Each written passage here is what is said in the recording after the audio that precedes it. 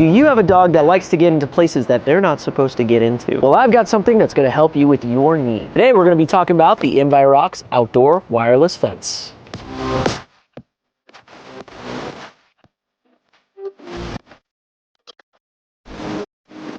We're going to talk about the placement at which we put the collar on.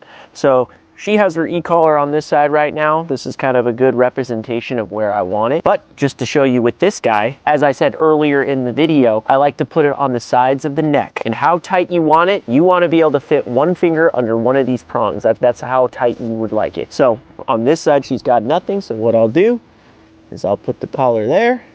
This is kind of a longer collar, so you can cut it to your desired fit of where you want it. She's got a little bit longer fur, so I put on those medium-sized prongs. I got about one finger under one of these prongs, so it's relatively snug. I'll definitely cut this because it's a little bit long, but that is how we want it on her. Here's a little bit of a close-up. This is where we want it. We want it on the side of her neck, not back here, nor right on her jugular, on the sides. Second thing is we are going to learn how to set up our fence system. So the first thing that we're going to do is we're going to hold down the M button about 3 seconds or so. We're going to have it pop on. It'll blink like that. It is going to take about 3 to 5 minutes to find its bars, meaning find its GPS location. Right now you'll see the screen blinking with the 2 lines. We're going to wait for that. When you know it's found its signal, you will see the GPS bars. You want those more than 3. Now we are going to set our center point. The little location symbol there, we are going to find the spot that we want the center point to be, and we are going to hold that down for about 3 seconds or so. And how you know you found your center point is you will see 000 on your screen. Your center point can only be set if you have 3 or more bars on your GPS. If you have lower than 3 bars, it will not work. Now let's say you set this up on a spot once before, it will remember that same center point that you started at. We are now going to set our center point here. We are going to hold this down for about 3 seconds or so. The screen is now at 0, That is how we know that we are at the center point there. After you've set your center point, you will go ahead and click your location again. This is where you can set how many yards you want. This can go all the way from 33 all the way up to 999 yards. After about 5 seconds, it will lock at whatever you leave it at. So now, wherever your location is that you are, you want to measure out where you want the boundary to be. So now I'm going to set my center point. You have a good guide here. When you're at 0, you can now kind of adjust and figure out how far your distance is going to be.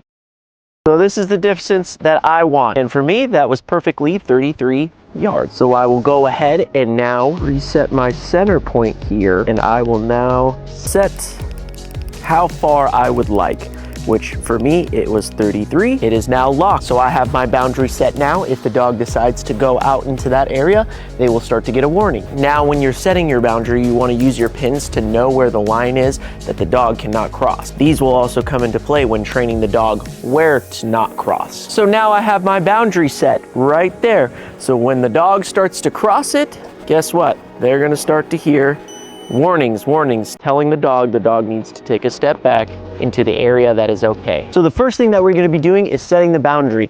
I like to take these sticks, we're going to set up where you do not want the dog to go. For my area, see all this stuff in the background? I do not want her crossing into the rocks. This is a pretty big area that I have to block off. Basically, she's okay to go on this side where there's rocks, but all along this, I don't want her to go. So I'm going to take the things. We have the line set up here all along where she is not allowed to cross. Now, with teaching your dog how to understand this boundary, I recommend that you have your dog already e-collar trained. And if you do not have an e-collar, I would head over to Invirox and get yourself one. But with having your dog e-collar trained, this process speeds up so much faster. So what I'm gonna do is put the e-collar on her, and then we're gonna attach a leash to her. Preferably to teach this, I would like for you to have a long leash. We have her e-collar right here, and then we have her bottom collar right under it. Let's teach you the boundaries.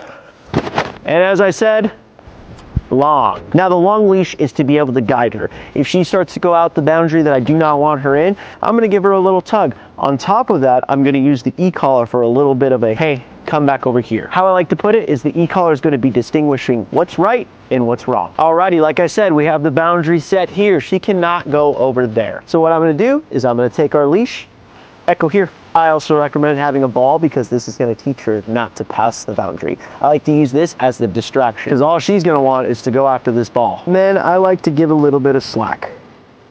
So now I'm going to take my e-collar here, and this can vary. She's very responsive, so I just need to use a vibrate. She's learned with me, a vibrate means, hey, listen to me. But this becomes very black and white for the dog. As soon as she crosses the line, this button, I'm going to start to make it like a little bit of an annoying thing to her. Meaning that when she's on the rocks, it's going to be buzzing her. When she's in the grass, there's going to be no buzzing. So what I'll kind of do is I'm going to walk her down this line, kind of just keep her in the boundaries. I'm going to walk over here. If she decides to go, click, click, boom, it stopped. Again, I'm going to cross over here. Click, click, click, boom. Look at that. So now this is going to be reps, reps, reps till your dog understands that every time they cross where you do not want them to cross, they're gonna feel a little bit of a correction. And that's when we'll transfer from the e-collar that they're wearing into the actual electronic fence. Now, for example, what I was talking about with the ball, I have now the little boundary that's set for her. She kind of understands it, and now I'm gonna bring in the true distractor. I'm gonna give her some slack on this. A lot of multitasking, so now she's really invested in the ball. I'm gonna go tap, tap, boom. But I'm gonna show her that she's okay to cross when I'm with her. I'm gonna go, okay, break. Good. Here. Good girl. Yeah, and I'm gonna give the, good. See, she stopped herself right at the end. She knew that she could not cross that line. So that's where repetition is. For me, I don't really want to set the boundary for her. Since I trust her, I know she's not going to get into any of this stuff. But if you have a dog you know is going to get into stuff, or an area you don't want, this is where the wireless fence is key. But this is reps, reps, reps. Thank you guys so much for watching. Be sure to like and subscribe and follow us on Instagram. We'll see you guys in the next one.